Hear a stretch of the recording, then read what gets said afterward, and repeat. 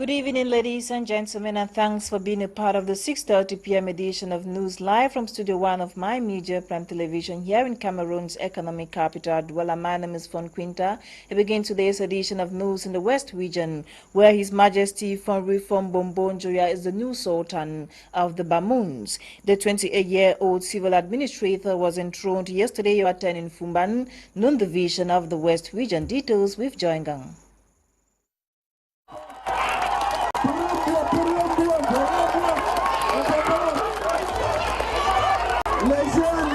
It is official. The 20th monarch of the Bamoun Kingdom in the West region of Cameroon has been enthroned. His Majesty Fon Njoya Nabil ascended the throne of his father on Sunday, October 10th, one day after Ibrahim Njoya was buried. He was crowned king at the end of traditional rites of the Bamoun people. After Sunday's enthronement, the new sultan in the early hours of this Monday had his traditional bath at the Nshi River, after which he was taken to the 700-years-old ancestral tree with 7 stones beneath for other traditional rites. Events which unfolded in the strict respect of the Bamoun traditions away from the public eye.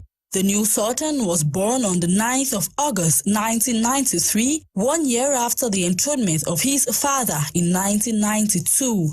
He is a graduate from the National School of Administration and Magistracy, known in its French acronym as ENAM. He is equally a holder of PhD obtained from the United States of America. The 28-years-old king was, just before his enthronement, head of the Administrative and Legal Affairs at the South Regional Governor's Office, a post he occupied since February 25, 2020. The successor of Ibrahim Njoya will henceforth dedicate himself to his new responsibilities.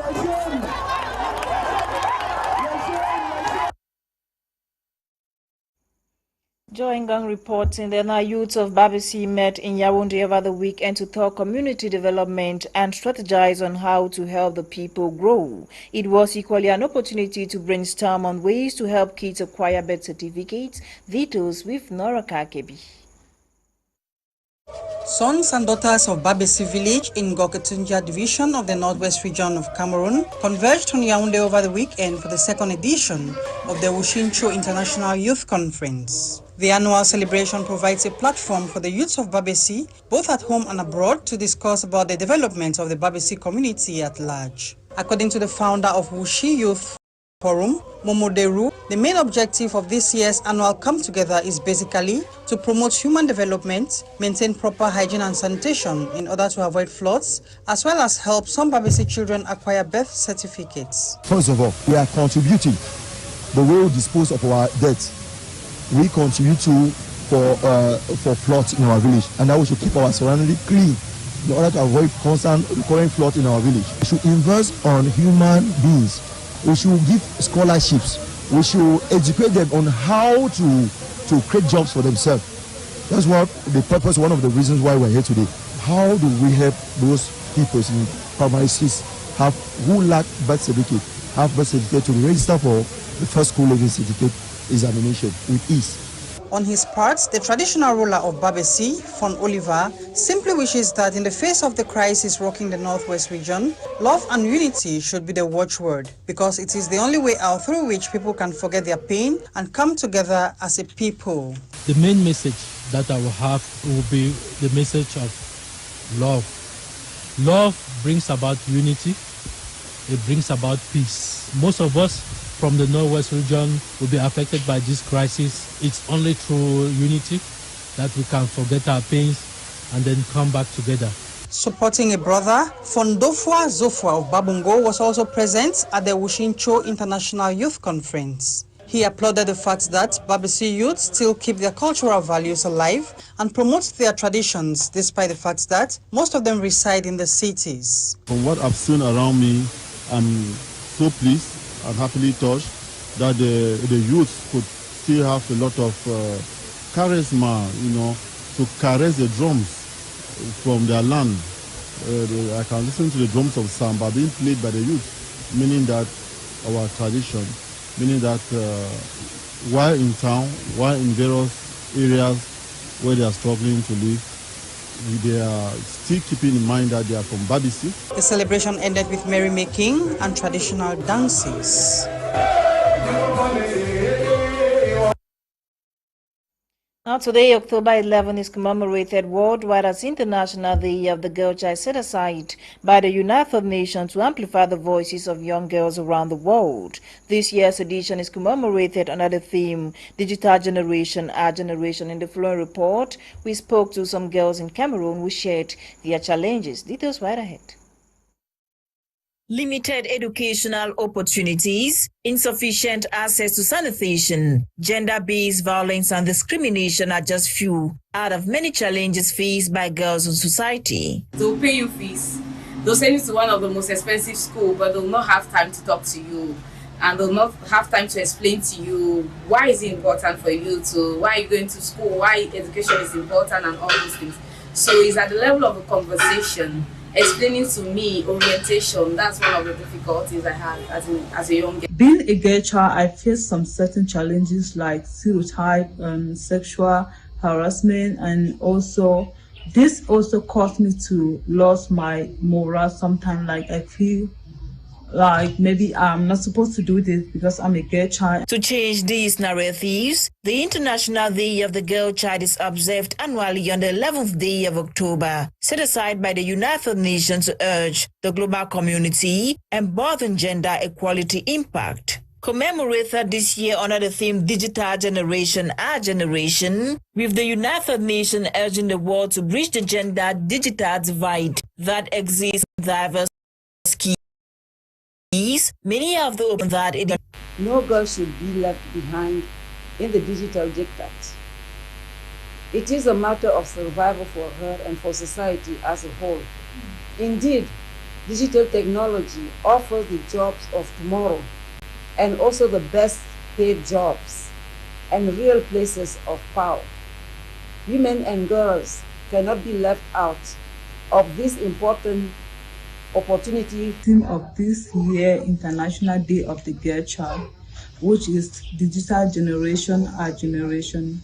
I think this theme is very, very timely because the generation now is going very digital, and also the girl child needs to step up and own a space. Detailing the significance of the International Day of the Girl Child 2021, the United Nations said in an official statement, it is an inequality and exclusion gap across geographies and generations that is a challenge to address if the digital revolution is to be for all, with all, by all. These said, many hope the core objective of making girls an active part of the progress of the world would be achieved. Still ahead, the one-day sustainability training workshop for internally displaced women in Boya, southwest region of Cameroon, took place over the weekend in Moya. The training was organized by a non-governmental organization, Light Outreach Foundation International, as Eileen Samathosas. The IDP women gathered from the nooks and crannies of Boya, chief town of the southwest region, were drilled on sustainability development by the members of the Light Outreach Foundation International, the LOFI, at the one-day event held in Munya. The women obtained skills on the production of soap, Vaseline, Omo, amongst others. The CEO of the NGO, LOFI, Pastor Thomas Akosa, challenged the women who were made vulnerable by the ongoing Anglophone crisis to believe in themselves, acquire the necessary skills from the workshop, and empower themselves relentlessly amid their challenges. The administrator and facilitator at the workshop, Teke Colby, who did an elaborate presentation on business startup, shared the dream of Light Outreach Foundation International. LOFI as an organization wants to give these women, the IDPs, the young girls that have come here, want to give them hope. And the kind of hope we want to give them is that we have to train them. It does not end there. We are going to give them support systems and support finances that they are going to start up small businesses. This is going to go a long way to build their social standing. So we want to say they should keep abreast what they have learned. They should take it very seriously, study it well, because at the end of this project, they are going to write down business plans that of which the first 20 are going to be selected and then sponsor fully. Representing the Minister of Social Affairs at the event was the Inspector Number 2 at the Ministry of Social Affairs, Madam Maureen Defoe. I think I will go back with a positive note from my report. I will tell the minister that Love is really doing a wonderful job. They are our partners. You know, we always work to do everything we want, and working with vulnerable women, which constitute one of our target population, and even taking care of orphans. They are also our target population. We are very happy for all what they are doing to help us accompany the mission assigned to the Ministry of Social Affairs, the head of state. This participant was grateful to Lofi for the amazing experience. I've really learned a lot, and I'm very impressed with the teaching. From the making of the savon, I've gathered so many things to take back home. I learned how to make the savon, how to gather, how I can do the savon to supply. From there I can get my own ending. It is worth mentioning that Lofi, a not-for-profit making organization, has so far empowered about 2,000 women across the national territory, not limiting their support to IDPs, but widows, orphans, and the most vulnerable of our society.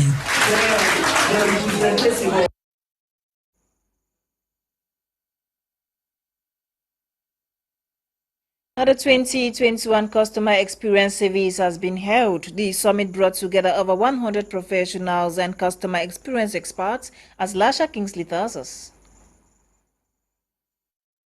Moving customers from excitement to happiness was the focus of the 2021 Customer Experience Summit, which took place in Douala, Cameroon on October 9, 2021. The over 100 professionals and customer experience experts exchanged on ways of incorporating customer experience into top management of organizations. The skills and the competence that they need to meet the needs of the customers. We are reminded that each organization has an objective to meet the needs of the customers. If you're a government, you have to meet the needs of the citizens. If you're a school, you have to meet the needs of the parents and the pupils. If you're a hospital, you have to meet the needs of your patients. So this seminar gives us an opportunity to brainstorm on the way forward in Cameroon on how to treat our customer in order to increase our profit in the enterprise at this time where competition is very high.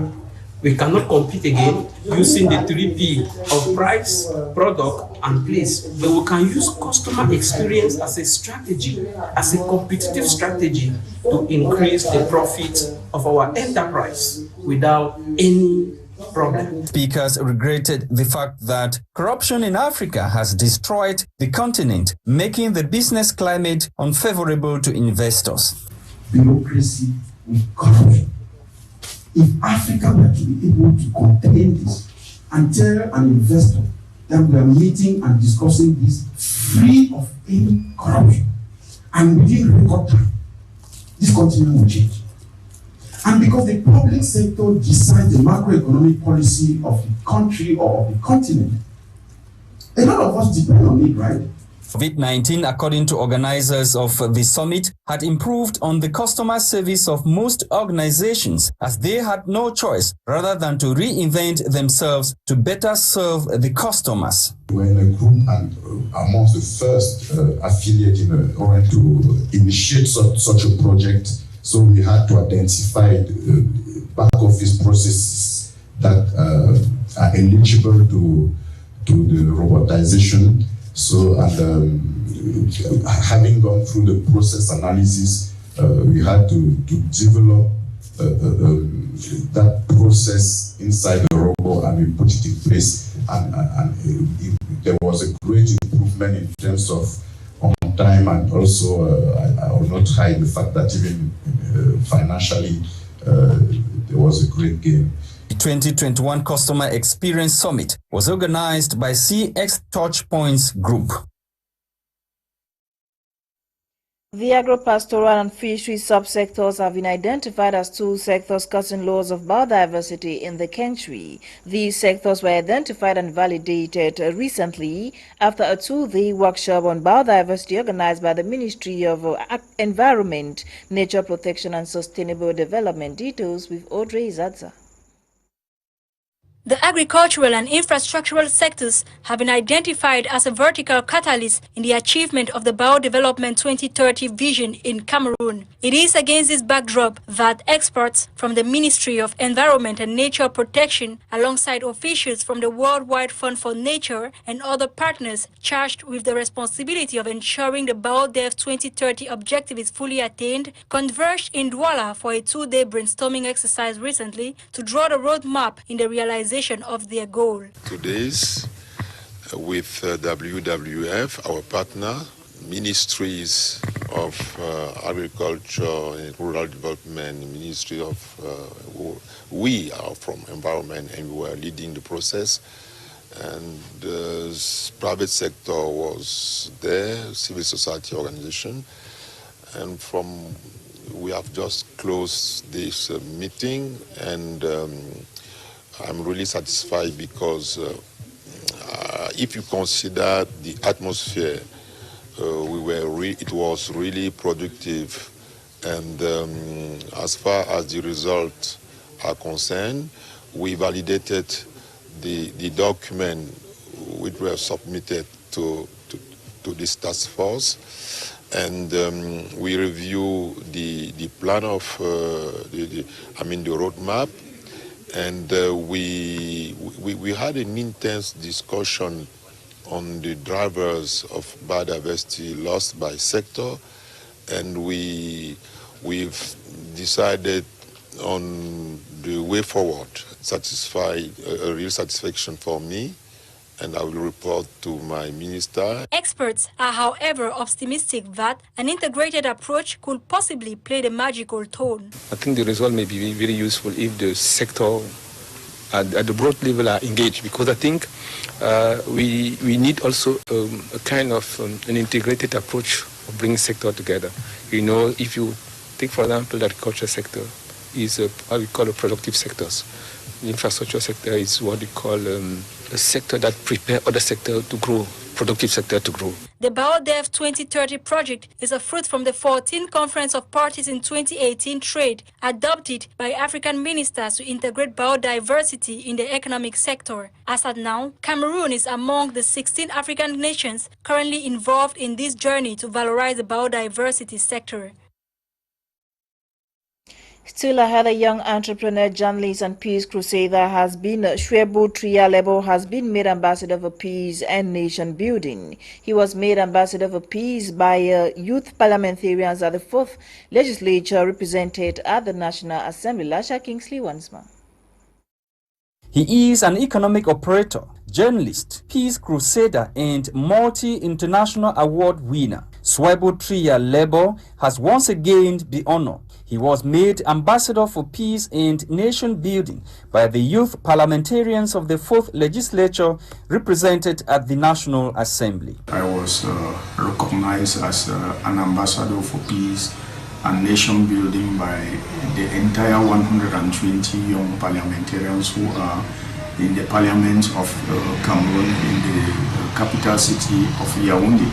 So this is just to recognize the generational transition that was being announced by the head of state, asking you to join hands for us together to build our nation, which is Cameroon.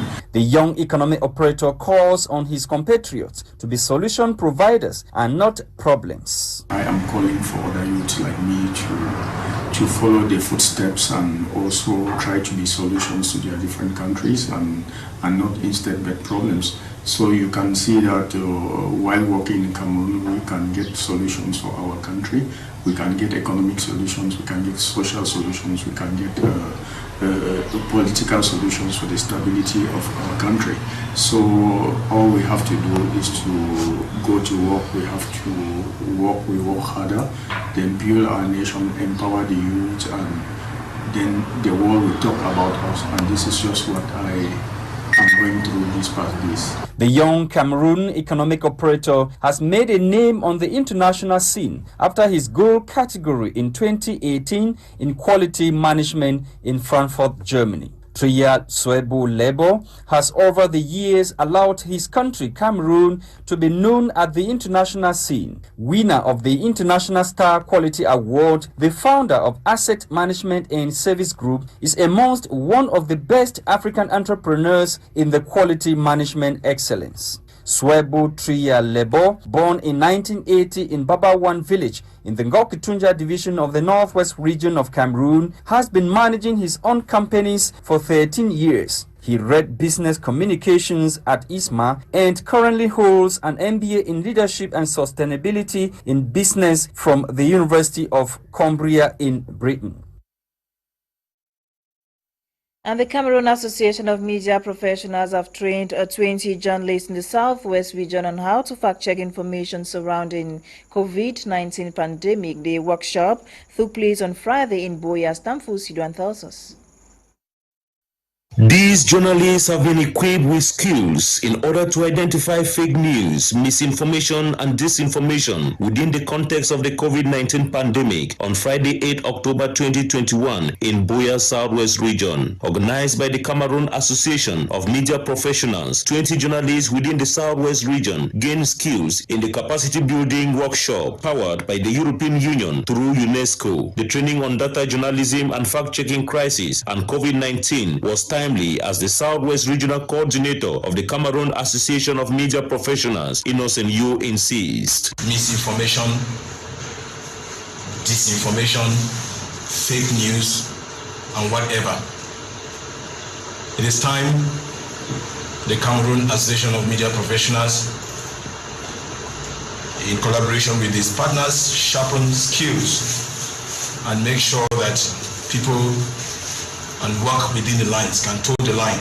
The national president of the association, Agborem Solomon, also appealed that media professionals should update the manner in which they report events relating to COVID-19 pandemic. We feel that journalists need that skill to update the manner in which they do reporting. Every now and then you hear of figures which are not coherent.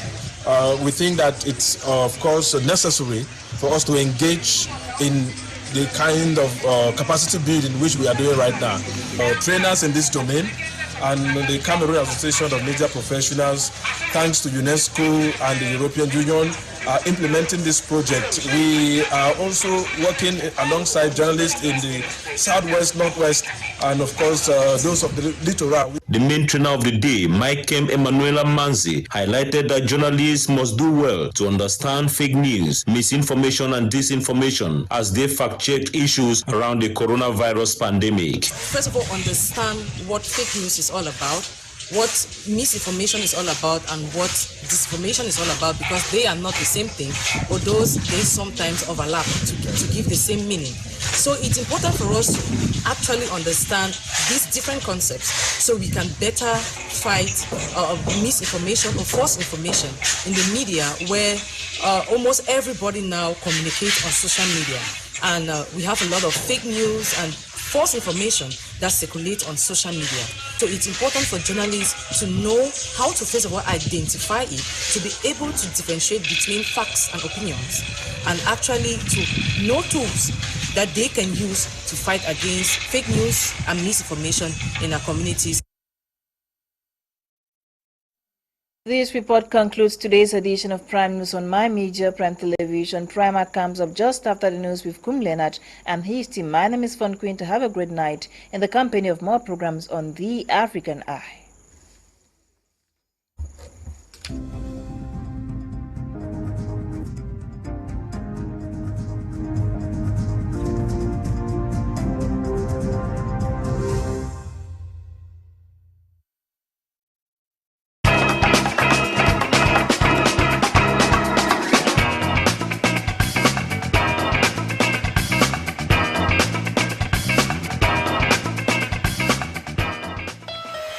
Like what we are observing with our MPs today, people think that an MP's role is to come and do micro project grants, not knowing that what is expected of them is to make laws.